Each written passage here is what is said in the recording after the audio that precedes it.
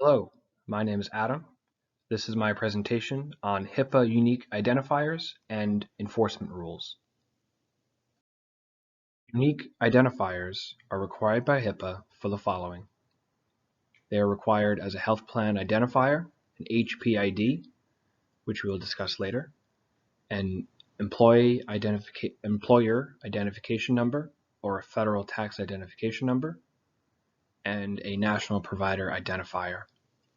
Some of my research pointed to efforts being made to identify patients uniquely.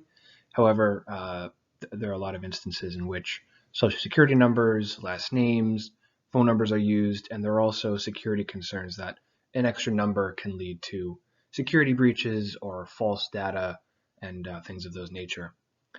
It's also important to note that the HPID is currently actually not enforced, or there's a memorandum on enforcement for the HPID through CMS.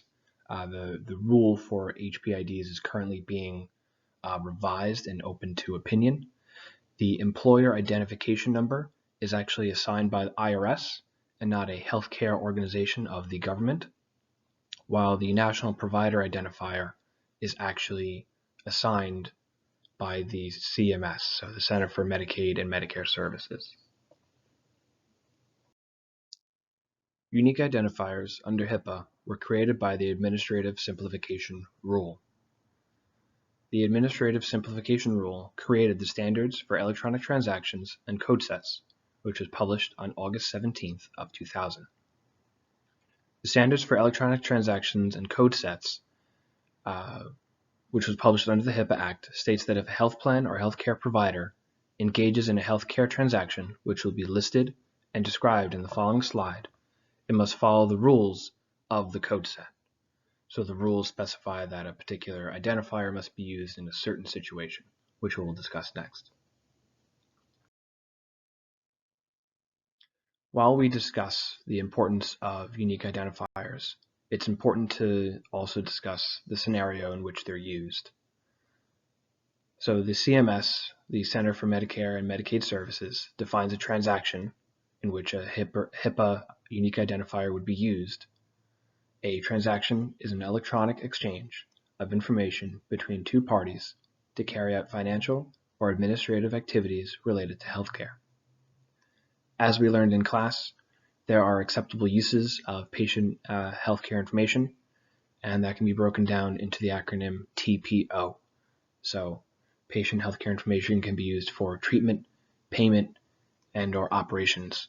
And so in transactions, we're looking primarily at payment and healthcare operations. And so I broke down what exactly the transactions may constitute as examples.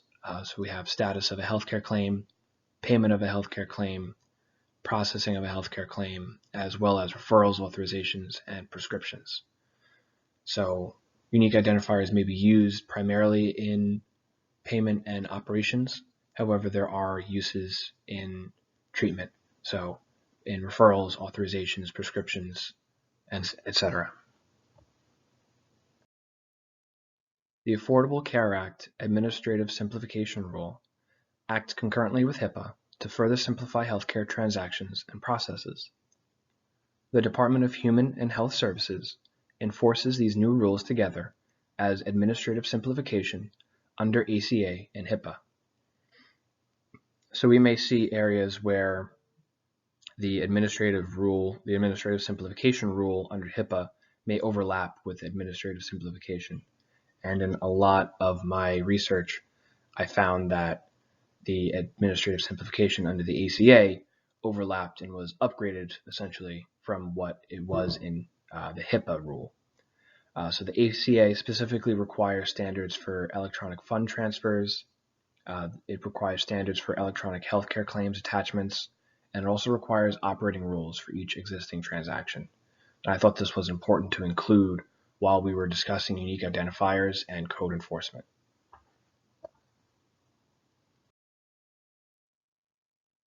As we move to enforcement rules, HIPAA subsections C, D, and E, which are known as the enforcement rule, codifies specificities for maintaining compliance, procedures for investigations, hearings, and the imposition of monetary fines or penalties for breaches or other misconduct. Some of these examples can include privacy and security requirements for covered entities and business associates, and it establishes criminal, civil, and monetary penalties for noncompliance. It also establishes mandatory federal privacy rules for HIPAA covered entities and business associates.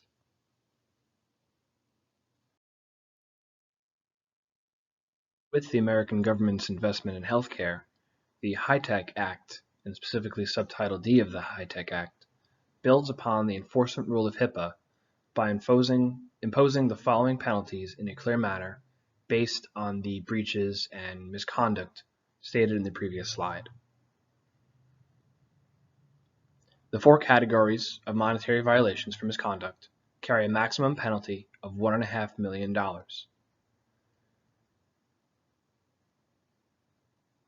Tier 1 is no knowledge of the breach or security event.